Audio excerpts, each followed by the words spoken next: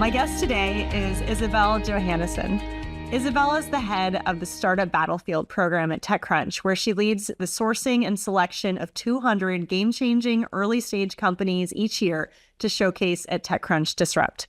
Before this, she managed a global startup accelerator, helping hundreds of startups from countries like Japan, South Korea, Italy, and Spain expand to the US. Isabelle is passionate about supporting women founders and was recognized by the World Trade Organization for launching an accelerator program that brought women entrepreneurs from Spain to the US, winning the International Prize for Gender Equality and Trade. Welcome to the podcast, Isabelle. It's great to have you here today. Hi, Sophie. Thanks so much for having me. It's a pleasure. Yeah, you're so very welcome. So I'm sure everybody wants to know, and probably many people know who are listening already, but tell us, what is TechCrunch Startup Battlefield? Yeah, absolutely. So Startup Battlefield is TechCrunch's early stage launch competition. So every year we select 200 founders from anywhere in the world building in any industry. And these companies are featured at our flagship conference, TechCrunch Disrupt, that's held here in San Francisco. This year it'll be October 27th to 28th. And basically my job is to find the 200 coolest, most disruptive, up-and-coming startups around the world to feature. And so this competition lets the companies come in and exhibit for free at the conference. They have pitching opportunities. The top 20 founders then get to pitch on our main Disrupt stage. They all get full featured launch articles in TechCrunch, and the winner gets $100,000 equity-free prize money. So it's a fantastic exposure opportunity for startups. And for us, it really is a great opportunity to get some insights from our application pool and really connect back with different ecosystems around the world and hear from them what is happening, what are you building, so that we can get some insights on what to cover going forward this year. Oh my God, it's very exciting.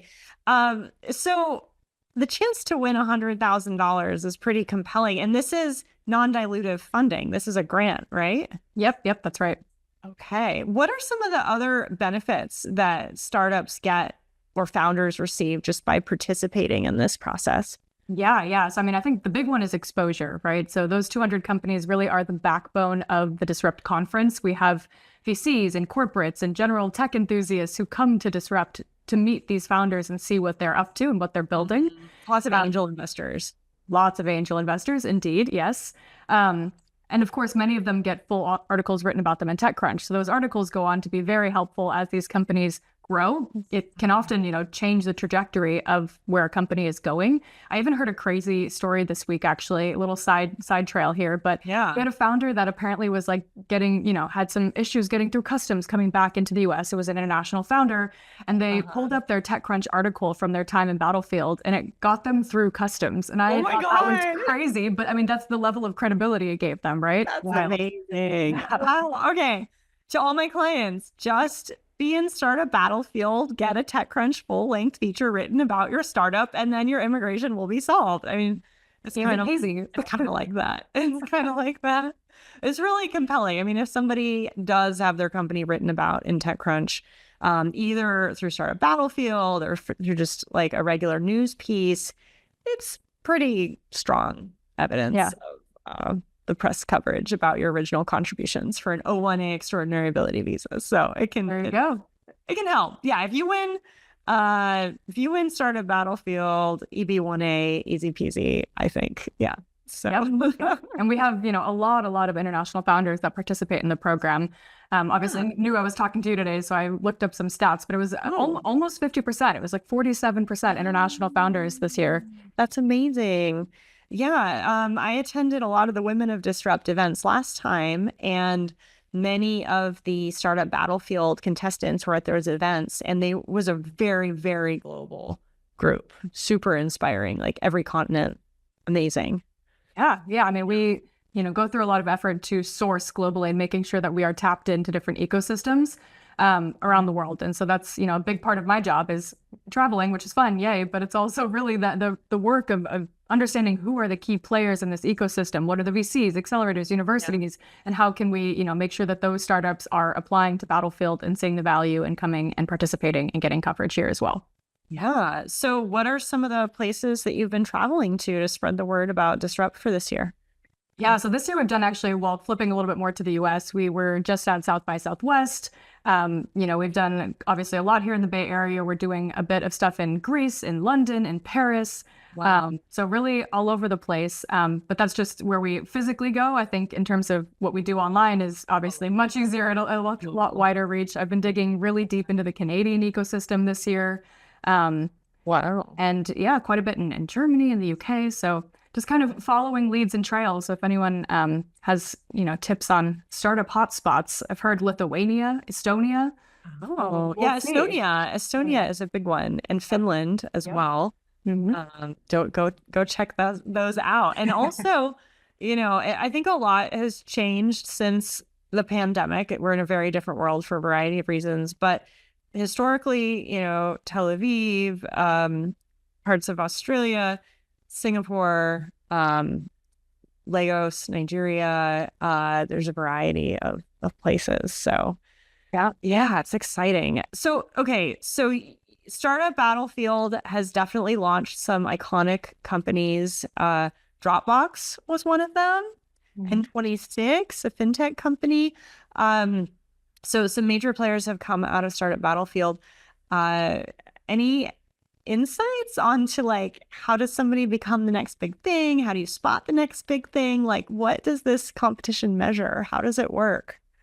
Yeah. I mean, it's a loaded question, right? I think if there was a really clear answer to this, then we'd all be doing pretty well. But I think our secret sauce, at least at TechCrunch, is that our journalists are the ones who really end up choosing the companies that come into the program. Me and my team take a pass and do due diligence on all the applications, but then we pass off a list of, here's the top runner fintech companies to our fintech editor, who is then deeply ingrained in their respective industries. And for the most part, they've seen and heard it all, right? Their job is to be so deeply ingrained in this industry that they can announce upcoming trends in companies and launches before anyone else hears about it. So there's really no getting past them in many ways. And so when they see these lists, they kind of are able to go through it and see, I've heard this is a really upcoming idea that is there's murmurs about it, right? Let's dig into this a bit. Does the founder actually have kind of the credibility to be building this thing?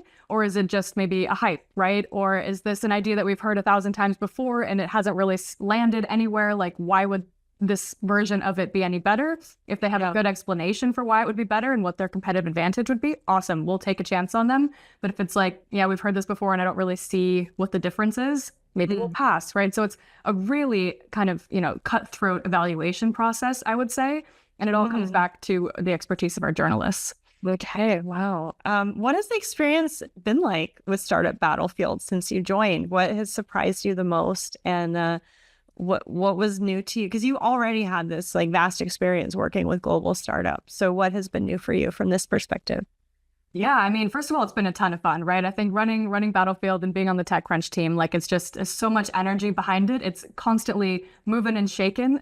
Yeah. And it's just been a ton of fun. But I think what has surprised me the most is kind of what we were just talking about earlier. I really, TechCrunch and Battlefield are sort of, staples of Silicon Valley, if you will, right? Like when people think of us, they immediately understand. I mean, literally the show Silicon Valley on HBO like had a Startup Battlefield whole episode or exactly a few of them. Yeah.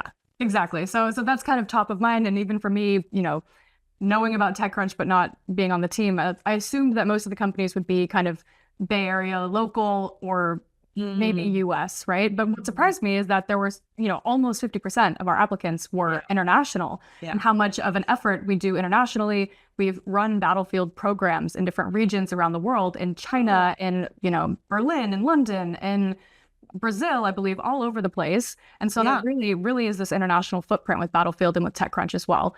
So are there other global events happening now in the year to come, or is everything right now focused on San Francisco in October? So Battlefield at this point in time is happening in San Francisco. Okay. We may have an international Battlefield in the pipeline. Can't talk too much about that yet, but we are doing international events with our Strictly VC brand. So we have one in London coming up, one in Greece.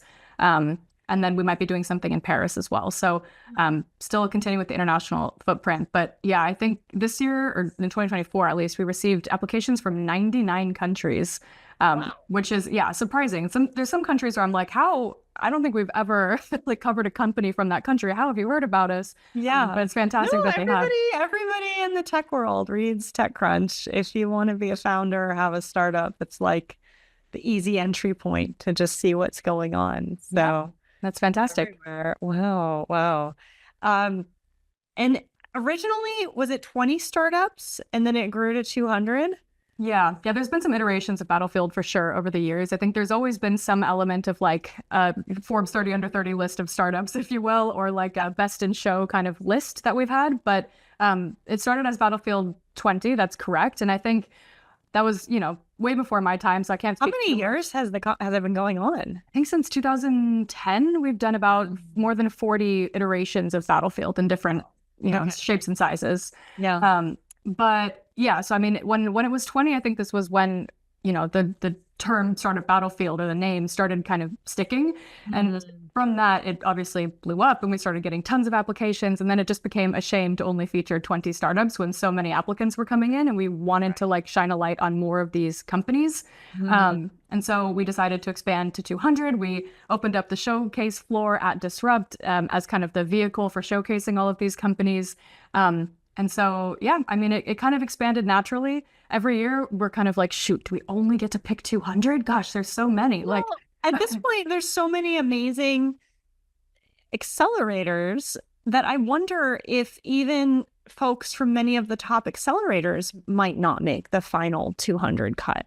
Oh, absolutely. I mean, we've turned down Y Combinator companies more often than I, care to say. But it's just, it's a different competition, it's a different program, it's a different beast, right? So I mean, obviously we have tons of respect for founders that go through programs like YC and other programs like that. But at the end of the day, we are a news organization and we are covering companies that can have a really strong impact, that are going to make a splash. And it may not always be, the type of company that YC invests in. It might be something that's more of an impact company, but it's going to make this kind of, massive change in their industry or their geography. Because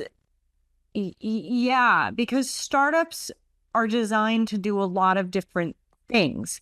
Some of them are designed to churn out cash quickly. Some of them are designed to conquer a market. Some of them are designed to create a disruptive technology. Some of them are designed to just commercialize a new technology, but not necessarily productize it as much. So there's all these different flavors. And you were saying your editors are really cutthroat. And then remind us, their focus again is disrupting an industry. That's what they're hoping to do.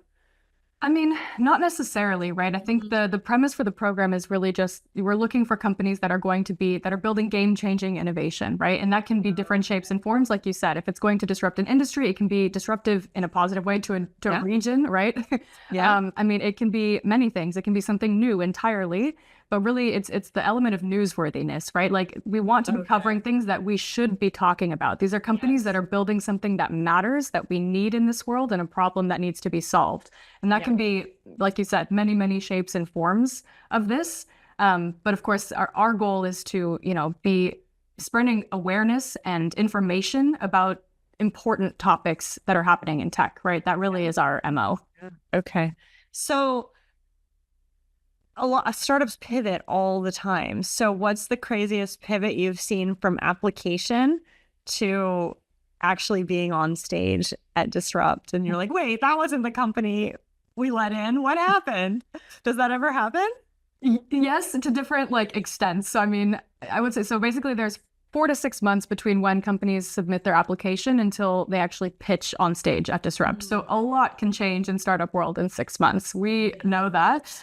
But, more than any specific pivot, I would say we've seen companies that, announce major clients and partnerships on stage at Disrupt that they did not have in their application.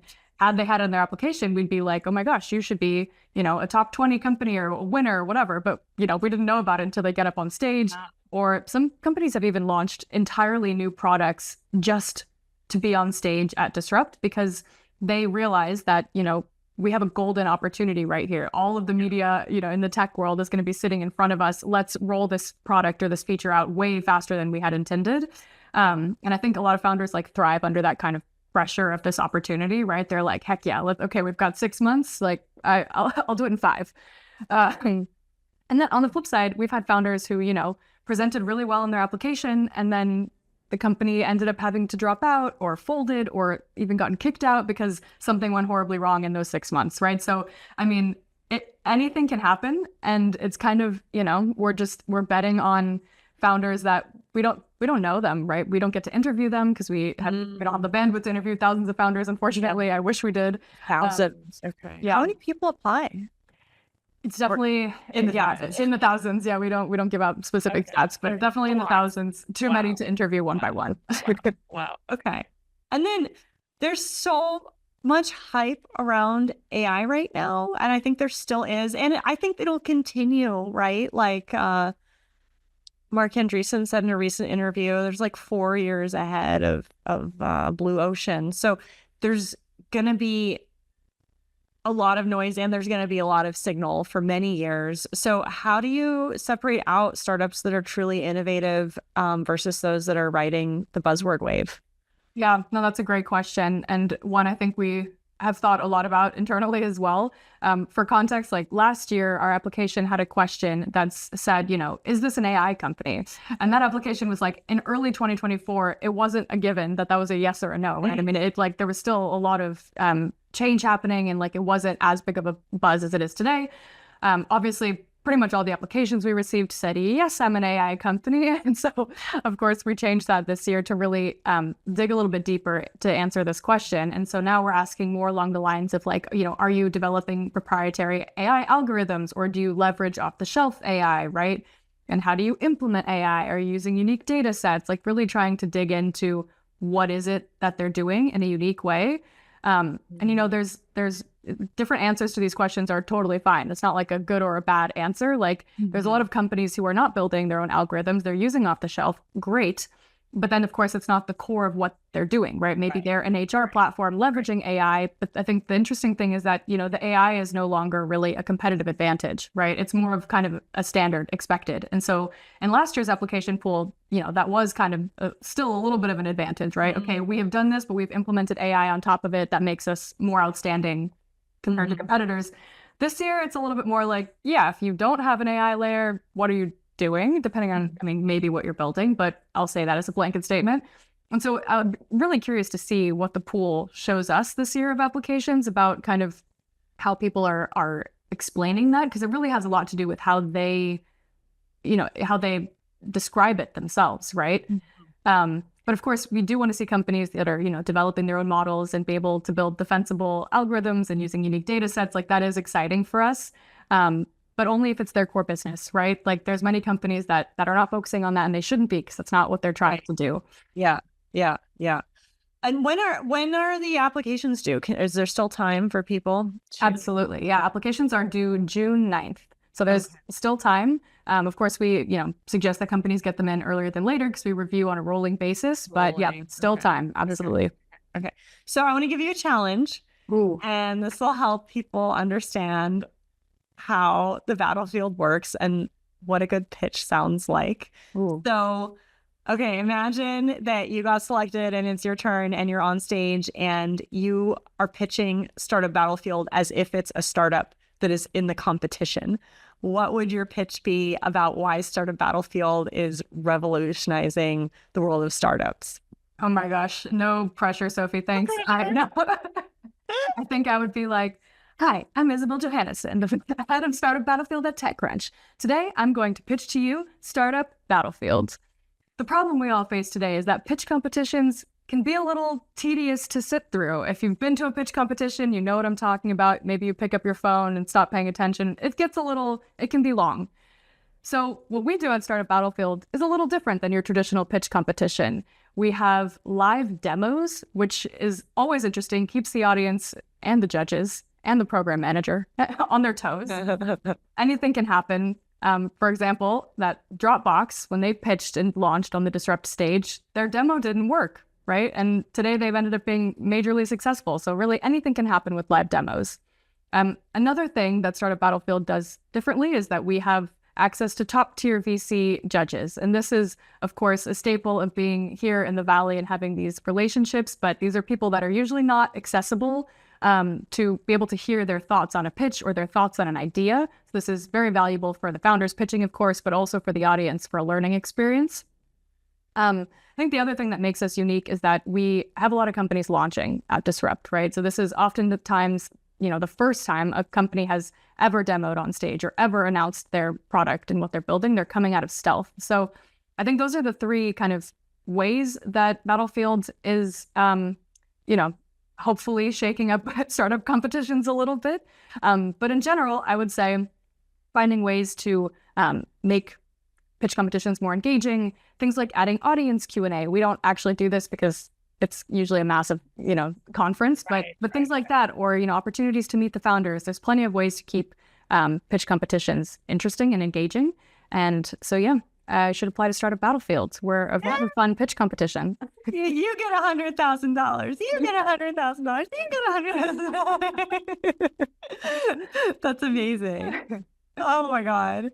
That's awesome. Well done. Excellent pitch for being put on the spot. Thank you. Thank you. I would probably have some critiques for myself, but that's okay. Well, maybe just to break it down, because some of our audience might be aspiring founders who've never tried to pitch, who are scared to pitch. So let's break down what you did. I noticed it was like peppy, very clear, no jargon. You had an intro, you had 3 main points, and you had a conclusion with a call to action. What else were you trying to do in that? So that's exactly what I did. Yes, thank you. That's what I was going for. I mean, of course, when you are, doing, more of an elevator style pitch, it should be, what do you do? Who do you do it for? And how do you do it better than anyone else? Mm-hmm. So I probably would have added a little bit more about like who this is for. It's for early stage founders. If you have an MVP, but are pre-series A, building in any industry. So, a little bit more of that context, and then a little bit more of the benefit of what founders get out of it. I think I omitted some of that because we already covered it in this episode. So I didn't want to make it too long, but I think, that's kind of the general flow. I think ending with a call to action is probably the most important part, just so you don't leave them hanging. It should be, come find me at booth 32, or, reach out to us at blah, blah, blah.com or. Yeah. Amazing. Well done. Thank you. And I think it's really useful, because if you're thinking about, maybe this is your first startup and you're applying, and what if you get selected? Actually, do you prep the 200 contestants? Do they get help being able, so they don't just go in cold? Like what does that program look like? Yes, absolutely. So once we select the 200 companies, at that point, we usually have the top 20 selected already as well. And so the 200 founders get to do 2-minute elevator pitches on the showcase stage.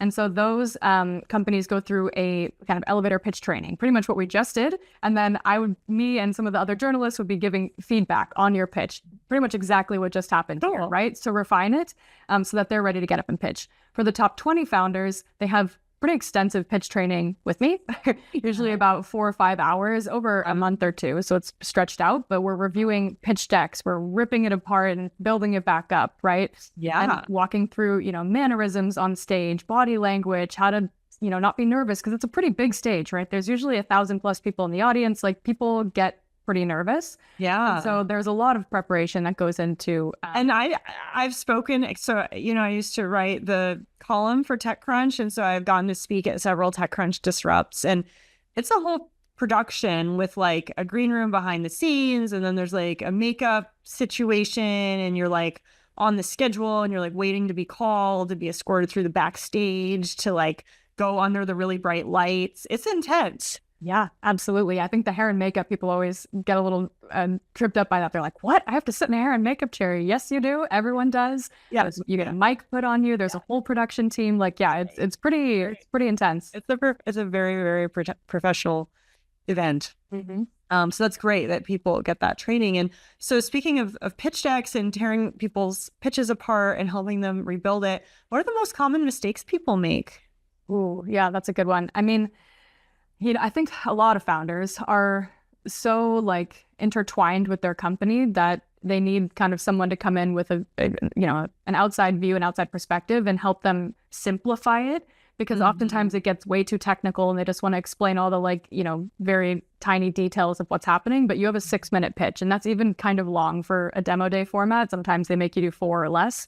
And so being able to just give the highlights that will make the audience and the VCs and corporate partners interested to learn more, but keeping it simple enough that everyone can understand, right? And so following the structure, I think a lot of people can just kind of take the formula for a good pitch and implement it. But delivering it with like the passion and the clarity, I think it can be really challenging because you just want to shove so many details in there. And a lot of like really brilliant scientists and engineers feel like they are imposters, or they don't want to be like, they're very humble and very correct, and they're worried that they might like trick people accidentally if they don't give all of the persuasive details, or if it sounds too good. They're like, well, but there's all these caveats. So it's like, but yes, but this is the format, is that everybody knows that this is not when you're going to be sharing the caveats. So Exactly. And so to keep it kind of high level, I think that's also one of the tricks, right? And just not overstuffing it with info. And then of course, building that credibility. And I think something founders really often don't want to do is brag about themselves, right? Like as people, right? But really what gives your pitch a lot of credibility is you getting up there and saying, listen, I have a PhD in this topic. My team has done all this work. We've been in the industry for years. Like, loud and clear, scream to the rooftops how accomplished you are in your industry, because that makes us listen even closer to your pitch, right? So it's not necessarily the time to be humble, unfortunately. One thing, and I don't know if you're starting to see this in the early the rolling admissions applications that you're receiving, but a trend I've noticed in early stage startups is that probably because the end of zero interest rates, or for a variety of reasons, more early stage investors are wanting evidence of traction before investing. So what do you think the lineup will include for types of traction? Because a few years ago, you could go to Battlefield and do really well with an MVP, maybe with no users yet. But I feel like that's shifting in the industry. So what are you seeing might be helpful for traction to be able to get into Battlefield this year? Yeah, that's a great question. So, I mean, we don't have any sort of cutoff or like requirement rather for traction. We still accept companies that have an MVP that's on the earliest of stages. You have to be able to show us something in a demo video. It needs to work. But in terms of traction, it's, we're not necessarily just looking at that, right? Okay. If you can, I saw your application. There is a whole section, so you get to define your main KPI. You could get to explain why it's significant and how you're meeting it. So there is an opportunity to showcase it if you have it. Exactly. But that's also why we added the KPI question, for example, or we have a question like explain your traction in words, because it's not necessarily like, here are your customers. It's Microsoft, it's Apple, it's Google. It's not like, we're not looking for that kind of flashy traction. It's, we have this product, we've tested it with the right people. We're taking that feedback, we're iterating. Here's what we've learned. Here's how we moved. And this is how we're progressing toward our KPI, right? Like, just show us your thought process. And that's good enough, because we know that that's what happens in the early stages. And that's fair enough. Yeah. Okay. So here's another question for you, Isabelle. If you had to bet your career on one emerging tech trend that would produce the next Battlefield winner, what would it be and why? Oof. And AI is too broad. AI is too broad. Okay. Well, okay, I'll kind of trickle down to my answer to this, because I think looking at some of our past winners, last year we had, actually the last 2 years, we've had sort of women's health companies that have won. So last year we had Solva Health, that was like a low infrastructure breast cancer detection device out of Colombia. Fantastic. They were one. And then the year before was Biotics AI, which is a prenatal ultrasound screening using AI. So I think, both of those companies were having really, really strong impacts, building something unique that's going to change a lot of lives and is also very, very scalable, right? This, interesting companies, great founders, lots of passion for what they're doing. So kind of commonality there. The year before, 2022, I believe the winner was Minerva Lithium. So more in the clean tech space, doing sustainable lithium refining. So I would not necessarily say that we're, going to bet my career on the fact that it would follow those trends from years past. Yeah. I would say this year is a little different with the shakeup of AI. I think that it may skew towards an AI company. In that case, I would say probably something around like automation, personalization.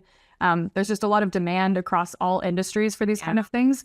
I think the caveat here is that, they're still not we're still a little bit uncomfy with making bets in this space just because it still has to be seen and tested what's going to come out as like a forerunner in this industry. Yeah. So I think if we see some really high quality applications, it might be, time for us to place a bet on that. So we'll see. We'll just have Interesting one. Amazing. Okay. And then how do you balance the wow factor of cutting edge technology with like viable business models when you're evaluating companies and in your process? Yeah, I mean, it's an interesting question because, obviously we are not a VC, we're not an accelerator, so we're not here to invest, we're not here to help scale a company. Like we are here kind of looking for a bit of that wow factor. Of course, we want them to be sustainable, long-term, successful companies. Yeah. But what we're really here to do is to bring attention to, a problem and a solution that's out there that our audience wants to hear about. So there is an element of wanting that wow factor. But I think for us, kind of the due diligence part that we can do on our end is really just making sure that they have a clear and scalable and realistic business model, revenue generation strategies, and that their team is qualified, that they have experience in the industry, they know what they're talking about. Either they've been in the industry working and building for years, or they've experienced the problem themselves. Sometimes the best founders are first-time founders, and they're like, listen, this experience was terrible for whatever reason. Let me go out and fix it. And those people have all the passion and drive to build an outstanding company. I think the other thing is just, market timing and sort of readiness. This is something that our journalists are really good at sleuthing out, right? Because they're so ingrained in these industries that sometimes, I'll look at an application and as a generalist, I'll say, this sounds cool. This sounds, like it has the wow factor. Let me pass it to the journalist. And they look at it and they're like, we're not ready. It's not ready. The market's not ready. This might be cool next year or in 2 years, 10 years, but right now this just doesn't have legs to stand on. It does sound cool. Totally agreed, but TechCrunch isn't going to cover it right now.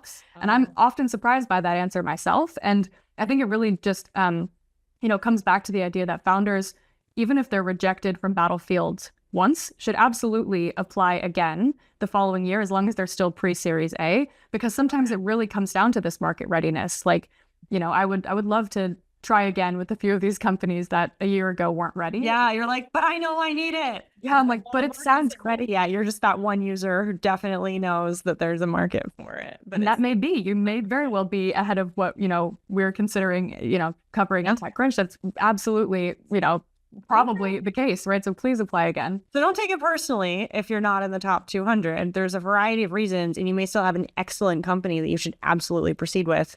Has nothing to do with the selection process. So absolutely. It's really good to know.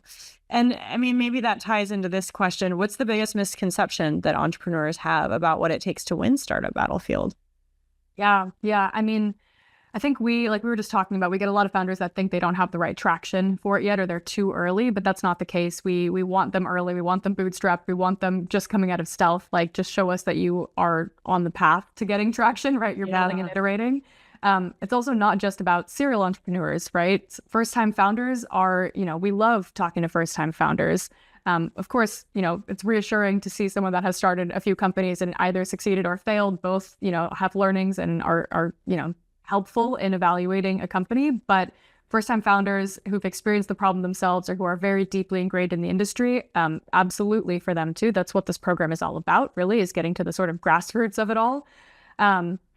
I would say it's also not about having the perfect pitch or like charisma or stage presence. There's a lot of founders who are very technical and they're like, oh, but the media exposure and the stage time is really not for me. I just kind of want to build in my garage and like get customers and not make a splash of it.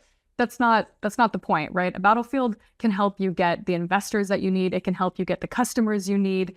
And if you're afraid of, speaking in public, like, I'll help you with that. Don't worry. That's literally you're a really nice person. I know you from real life. You're a really nice person. But I mean, right, that's our job, is to help you tell your own story. That's what TechCrunch, that's the value we can give to founders, right? Is helping you kind of package all the amazing things you've done with your company and tell your story to the world. And you're not even taking equity. We're not even taking equity. It's free to participate. Yep.